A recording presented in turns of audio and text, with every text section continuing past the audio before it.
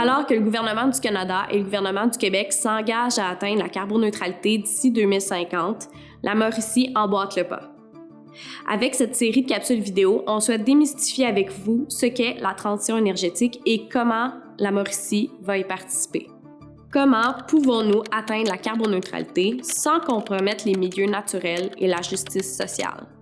La transition énergétique basée sur les enjeux de l'énergie doit s'inscrire dans une transition beaucoup plus englobante, soit la transition socio-écologique. La transition socio-écologique est un processus qui vise, dans le fond, un changement d'un mode de production et de consommation. Et le tout, c'est pour qu'on ait une société qui soit plus juste et équitable, tout en pensant aux inégalités sociales. La transition socio-écologique, elle est nécessaire actuellement dans le cadre de la carboneutralité parce qu'elle exige qu'on revoie nos modes de production et de consommation pour un mode de vie qui est plus durable. Donc, elle est nécessaire pour pas qu'on pense seulement au volet économique, mais qu'on pense aussi à l'impact social, donc sur les gens, sur la population, et surtout aussi à l'impact environnemental, donc réduire les émissions de gaz à effet de serre et s'assurer que nos milieux de vie puissent s'adapter au changement climatique.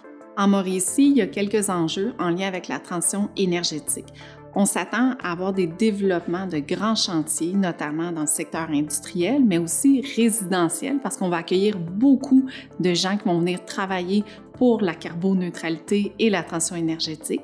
Et ces développements-là vont créer une pression supplémentaire sur les milieux naturels, qui sont les boisés, les milieux humides, dont on a besoin pour s'adapter au changement climatique.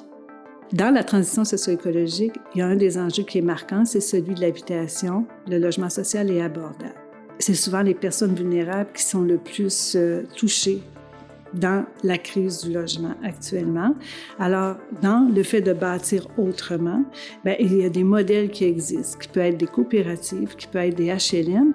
Et souvent, ce qu'on voit actuellement, c'est que les milieux sont en train de réfléchir des nouveaux concepts. Donc, ce qui est intéressant, dans ces nouveaux modèles, c'est on vise une communauté de proximité. Devant les enjeux de la pression qu'on va exercer sur nos milieux naturels, c'est important d'avoir un aménagement du territoire qui est intelligent et durable. Ce qui veut dire qu'on réduit l'étalement urbain pour faire de la densification, mais aussi on protège nos milieux naturels pour les intégrer aux nouveaux développements, aux nouveaux quartiers qu'on va créer parce que la cohabitation des milieux de vie et des milieux naturels a un impact positif sur la santé physique et mentale de la population.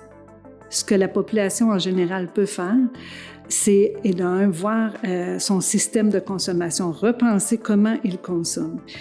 Si on regarde d'un point de vue du logement, souvent on a tendance à bâtir des maisons trop grandes.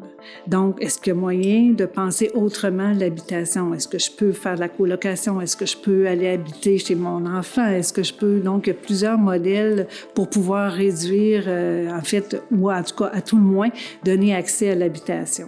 Pour atteindre la carboneutralité et participer à la transition socio-écologique, la population, ce qu'elle peut faire, c'est de miser sur un autre mode de vie. Donc, de valoriser aussi la proximité avec son voisinage pour participer à la densification. Et on voit encore beaucoup des terrains, des grands terrains qui sont très gazonnés en milieu urbain. On peut remplacer le gazon par des arbres, des arbustes. C'est joli, ça aide la nature et ça contribue à améliorer la biodiversité en milieu urbain. Il est important de mettre en œuvre des solutions durables pour créer des espaces où la qualité de vie s'améliore, où l'empreinte écologique se réduit et où l'épanouissement individuel s'harmonise avec le respect de notre écosystème. Ainsi, ensemble, nous construisons un avenir carboneutre où le vert n'est pas seulement une couleur, mais un reflet de notre mode de vie. Pour consulter toutes ces capsules ou en savoir plus sur la transition énergétique et la carboneutralité, rendez-vous sur le site Internet d'Environnement Mauricie.